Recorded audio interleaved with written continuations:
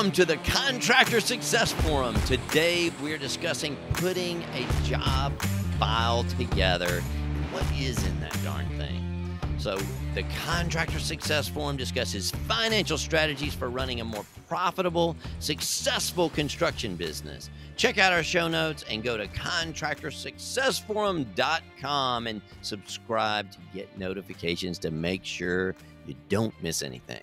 So our three long-term construction industry professionals are Stephen Brown, a construction bond agent with McDaniel Whitley Bonding and Insurance Agency with over 30 years of experience underwriting and placing bonds for you as contractors. And Wade Carpenter with Carpenter and Company CPAs, helping contractors nationwide to become permanently profitable for over 30 years. And I am Rob Williams, your profit strategist with Iron Gate Entrepreneurial Support Systems, driving profit in your businesses with decades of vertical integration as a contractor, manufacturer, aviator, and financial strategist in the construction industry. Now, Wade and Stephen, I bet you guys have got some quotes for us today about being organized in job folders. Well, let's Stephen throw his out there first. For every minute spent organizing, Wade, an hour is earned. That's Benjamin Franklin. Man, that's good stuff right there. For every minute spent organizing, an hour is earned. That's pretty wise there, Stephen Brown. I'll take credit for it, but it was Benjamin Franklin. Oh, yeah, that's good.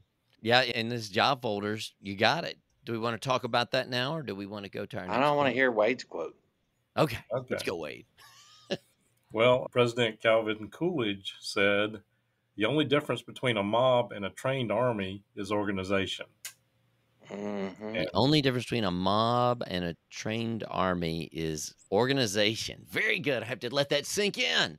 I mean, I see contractors that I work with all the time that everybody does it a different way. One project manager keeps stuff in his email and other ones keep paper. And if somebody leaves, it's always a huge mess trying to pick up and figure out what's going on. Yeah. I mean, that is what a contracting company is. It's just an organized bunch of subs organized in a central hub called a contractor. Right. And I think, what is a job file supposed to communicate? Why do you save those papers anyway?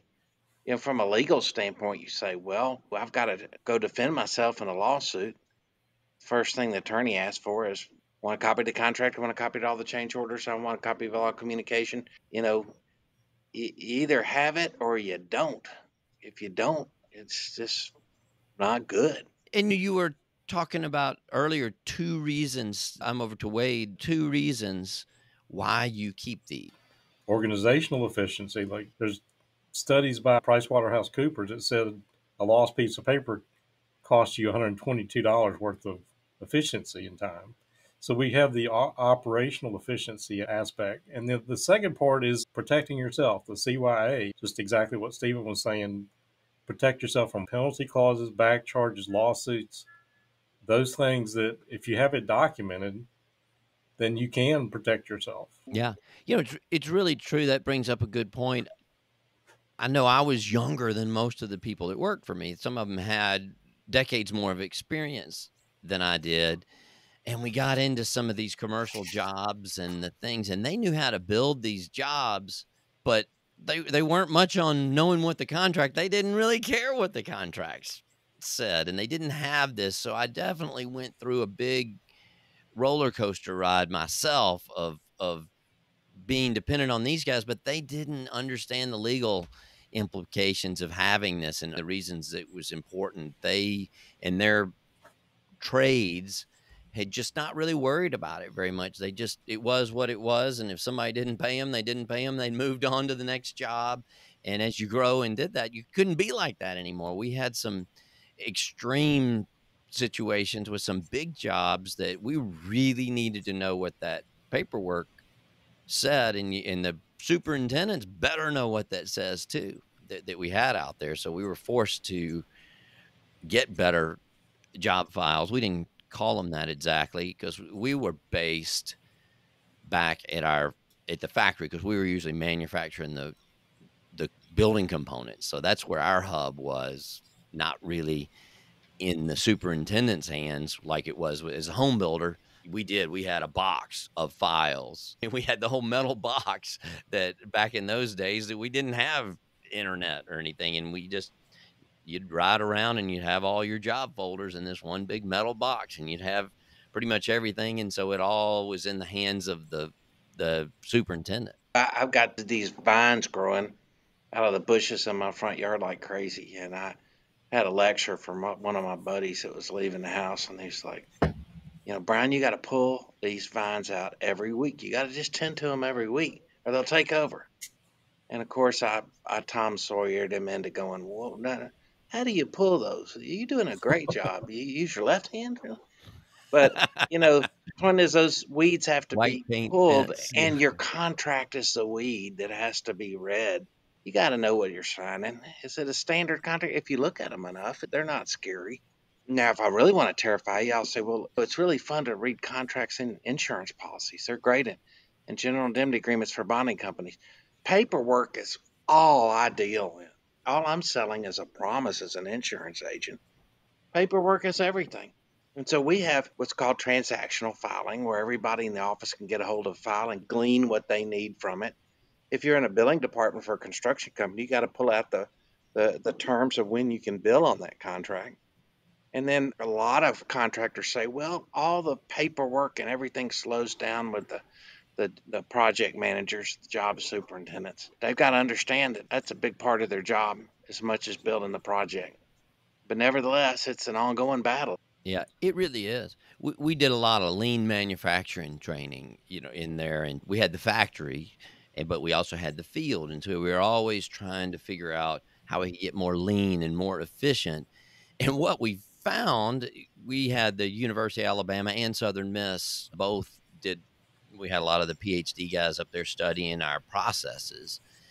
And what we found is, instead of them looking at the guys working on the jobs and working in the factory, we probably spent 75% of our time looking at our communication rather than the actual movement and motion of the workers, because it was about getting that communication and having all the information so we could get the things going. There was always something missing when we started in the early days, and the communication going back and forth and back and forth. So actively, what we did, we got out of our computers, even though this was a long time ago. We were trying to put everything in the computer, and they got us out of the computer and up on the whiteboard with all these sticky notes. This is the one, and every line was one person communicating to the other one and getting that, coming back to getting that information in the file so we could create the documents, create the drawings, create all these things. And it was a spaghetti diagram. When we did it, the ink would just go over the top of the ink. So we spent years trying to get that into a straight line, and asking the right questions at the right times. And what information do you have to get? What is in these contracts that you bid on? And then what is not in the specs? There's a lot of information that we had to gather that's not in the specs. That's how we did it. So we just constantly, every month, it was every week for a while, we would get that. So I think in the beginning, it took us at least a month, sometimes 2 to 3 months, to get all the drawings and everything down. And we got our process down to less than 3 days, but it was not easy. We had adjustments. We were working with regular clients most of the time. We had some new ones that we bid on jobs, but we serviced a specific group of contractors for 90% of our work. But getting that process down and building that file and learning how you're going to store it. Unfortunately, at that time, we didn't have internet phones. At least we did have phones out on jobs, and we had radios. We had those little walkie-talkies. And Nextel deals. Yeah. Well, when you're talking about building a job file too, on a project, what's in there beside the contract, the change orders, and then all the communication between the different parties that you have? One thing that's just bigger than ever now is video, photographs, drone footage.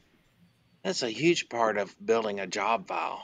That, of course, is digital that you want to save, but Picture's worth 1,000 words in a dispute, especially when you're trying to get paid on something. And maybe the interloper is telling the owner it's not done. You're like, it's done. You don't want to argue it back and forth and then have a meeting where they come back at you. You want to just fire a picture. Yeah. Right. Actually, one of the guests we're hoping to put on here, he saw how much pictures and video can make, so that every single day he has somebody on the job, he said they have to take a minimum of 6 pictures. He told me a story recently. It's a contractor, he's a polished contractor out of Virginia. They were building this big hotel, and they had this grand foyer where they were like a polished concrete in front of the fireplace. And they were documenting all this stuff, and they had been done with their part of it for a couple of months, and they were getting ready to open. It was actually a holiday weekend, like Labor Day or something. The owner called him and said, "When are you going to get out here and polish my concrete? I open Monday." He said, "We'd already done it, and we had a conversation with the general contractor about it, and they were going to acid wash the chimney before that, and we told them that we can't do that because it's going to mess." Sure enough, he had it all documented, and the owner was wanting to back charge him to get out there, and it would have cost him 30 grand on a holiday weekend. He had it all documented. He sent him all these pictures and all the discussion, and he ended up getting a $50,000 change order. That's a great Cindy. Because otherwise, it probably would have cost him 30 grand out of his pocket to go back and send a whole couple of crews up there on a holiday weekend. Oh yeah, that's been big. I can think of some huge costs that I had because it was a he said, she said, and the superintendent and the jobs I'm thinking of were jobs that I didn't have an ongoing relationship with these companies, and these superintendents were siding with their guys they knew. We didn't have all those cameras and stuff back then. We did have digital cameras. I just remembered that because I found the box of them not too long ago in my attic. We had about 20 different digital cameras we had bought for everybody to take. But Like man, without mobile phones and stuff, trying to get those things filed and getting in the right places, wow, it was tough. Wade, your story going from a potential lawsuit into a change order. What a fantastic story that is to illustrate building a job file. And we were talking about this earlier. You don't take a Wade Carpenter a box of, receipts and stuff and say, handle my stuff. I mean, if you do, I think Wade, you should charge them $500 an hour or $1,000 an hour to sort through it. But the main thing, it's just a waste of a good professional's time. Just like an attorney, attended a seminar that a great local construction attorney, Joe Getz, gave once for the AGC, and it was just simply how to organize a project file. And what he said was it's transactional. Put the oldest stuff on the bottom and the newest stuff on top. And that's how they scan it. They're going to put their own file together, no matter what you send it, because they have their own way of transactionally filing. Because, we're not talking about 20 or 30 pages. We're talking about a couple of thousand that they're having to sort through. And they've got to be able to find it in an instant. It's just amazing. Ask your attorney buddy how to set up a job file. They'll tell you exactly what you need to do and what you need to not just CYA, cover your butt, but also to use it to be profitable. Right. Yeah, it is, because of the different trade or the different people, the different companies might need it in a different order. We had certain things that we needed that had to physically go out to the job sites because they're not computerized. But in general, though, I guess we did have sort of a similar thing like that done by time. Time is a good default thing. We had color folders even. That was a really big thing based on what we had to see, because we had to see a lot of times that was time deadline though. We had the red folder, so everybody's like, oh, there's a red folder, and I would know to go look at that. It's like, what is red? What's hot here? So the different color codes. And I was just talking to some people the other day about all these different systems now that you can get. And I don't know the different brand systems, but I do know how they have changed and how I've gone through so many of them.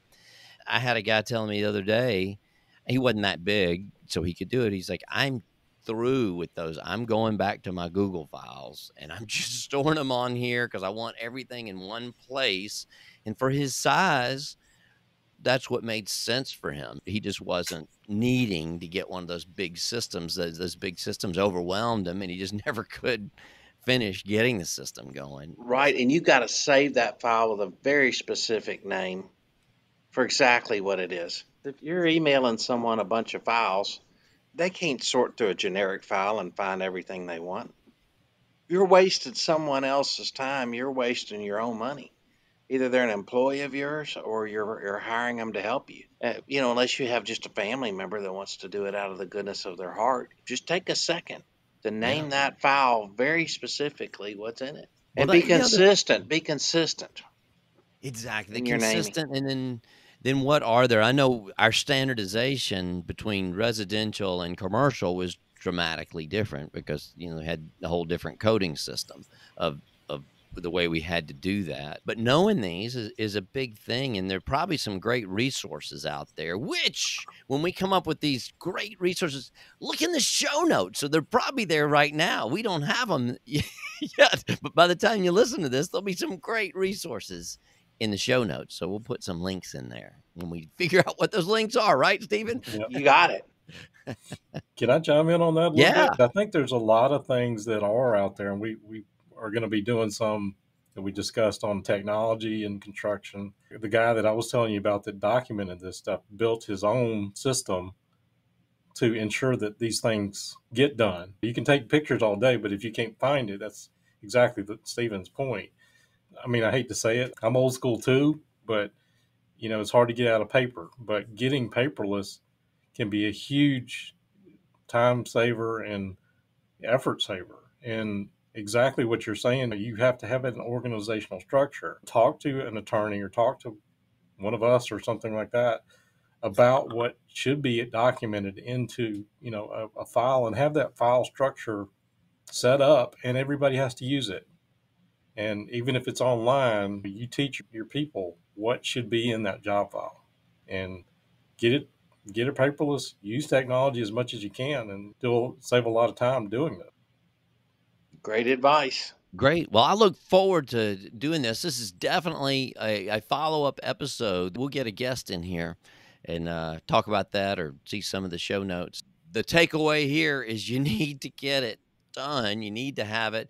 You need to figure out what is the best system for you, whatever kind of trade you're in or whether you're a GC. It's going to be different for you guys, and learning what's going to work with you and your clients or your subs if you are the client. So look forward to following up on that and getting other episodes. And in the show notes, we'll put links to those shows as we get those done. So appreciate you guys getting up this morning early before the sunrise to do our nice, great Contractor Success Forum podcast. So I am Rob Williams with Irongate Entrepreneurial Support Systems. I'm Stephen Brown with McDaniel Whitley Bonding and Insurance.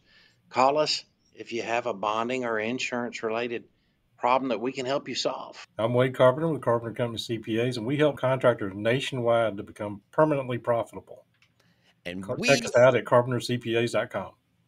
All right, and we are contractorsuccessforum.com. Follow us, check us out, come see our next show. Thanks. Have a great day.